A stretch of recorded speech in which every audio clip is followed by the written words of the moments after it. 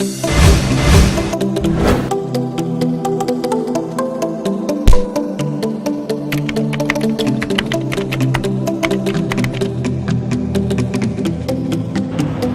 again, it's Jesse here from the Financial Toolbox. Today we're going to talk about estate planning.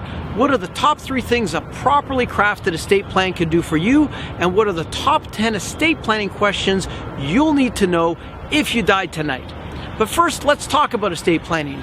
In my book, The Financial Toolbox, I cover a variety of financial planning topics, each represented by a chapter to make your life better. And each of those chapters is represented by a tool that you'll find in a toolbox. The tool that represents estate planning best is the hammer, because a hammer will deliver a forceful impact, it'll make your wishes binding, and it delivers really everything you want to get your money where you want it to be. It's a tremendous tool, it's a tremendous strategy for estate planning. So let's begin. What are the top 3 things that an estate plan can do for you? Number 1, it'll effectively transfer your money to where you want it to go. Beneficiaries, charities, it could be a number of places. Number 2, it'll implement strategies to reduce the tax your estate will pay. It's one thing to have a lot of assets, it's another thing to pass it on tax effectively to where you want it to be. Number 3, it'll have you keep control of your property and your personal care if you become incapacitated. Sometimes when you pass on, it doesn't happen right away. You want to keep control all the way through. Now, the top 10 estate planning questions you need to know. Number 1, what tax minimizing strategies have you put in place for your estate? Number 2, do you know how much before tax estate value is that you will leave for your beneficiaries if you passed away right now? Number 3, do you know how much the after estate tax value of your estate will be if you pass away right away? 2 separate things. You may have a lot of assets, but those assets are going to be taxed at much different rates. It's important to know what the after-tax value is and where you want that money to go. Number 4, do you need to support any dependents after you're gone?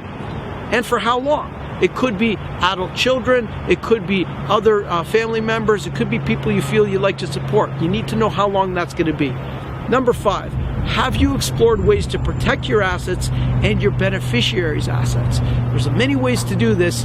If you haven't explored it, it's a good thing to consider. Number 6, do you know how to prevent estate distribution nightmares?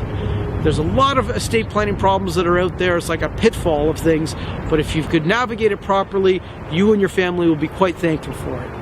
Number 7, will your estate be illiquid enough? Liquidity is needed in every estate because when someone dies, the financial institution will freeze all the assets unless the assets are held jointly. And that liquidity is such an important thing. I've seen situations where families had to sell the coveted family cottage because there wasn't enough liquidity in the estate to pass it down to their kids and have the taxes paid. So they had to sell the cottage to pay the taxes. It's an unfortunate thing. Number 8, will your executors of your estate have enough liquid assets available to pay the taxes on your estate? Number 9, are your executors and power of attorneys familiar with their duties that they need to perform? That's an important thing. You can nominate someone, but if they don't know what to do, they could run into some problems. And the last thing that you need to know, number 10, is did you take steps to maximize your estate through a corporation? There's ways to do that. If it's suitable for you, it can be considered.